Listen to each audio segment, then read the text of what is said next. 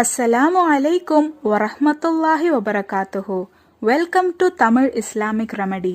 அல்லாஹு தாலாவோட 99 திருநாமங்கள்ல அல்லாஹு தாலாவுக்கு ரொம்பவே பிடிச்சது அல்லாஹ் என்கின்ற திருநாமம். ஆனா பொதுவா நம்மள பல பேரும் சாப்பிடும் போதும் தொழும் போதும் மட்டும்தான் பிஸ்மில்லா அப்படின்னு சொல்லி ஆரம்பிக்கிறோம். இதனால இந்த 2 விஷயங்களிலுமே அல்லாஹு தாலா உங்களுக்கு பரக்கத்து நிறைப்பான்.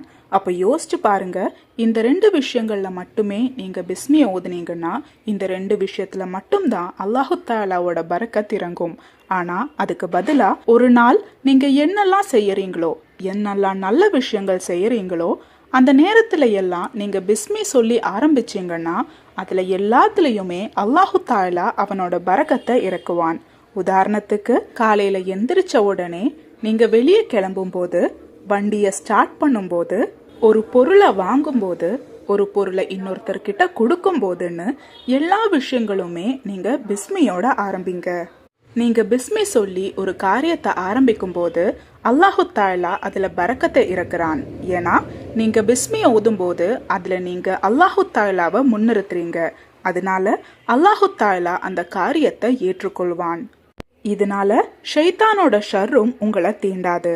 அதோட நீங்க செய்யற ஒவ்வொரு காரியமும் உங்களுக்கு வெற்றியானதா இருக்கும்.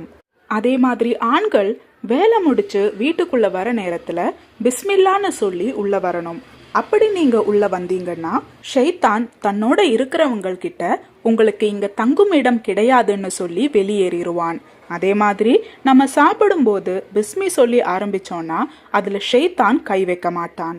நீங்க செய்யற எல்லா விஷயங்களிலும் நீங்க வெற்றி பெறவும் அது எளிமையா செஞ்சு முடிக்கவும் இன்ஷா அல்லாஹ் இன்னையில இருந்து நீங்க செய்யற ஒவ்வொரு நல்ல அமல்களுக்கு முன்னாடியும் பிஸ்மில்லா சொல்லி ஆரம்பிங்க. இன்ஷா அல்லாஹ் இதை உங்க குழந்தைகளுக்கும் கற்றுக் கொடுங்க. அல்லாஹு தாலா நாம் அனைவருக்கும் நல்வழி காட்டி அருள் புரிவானாக. ஆமீன்.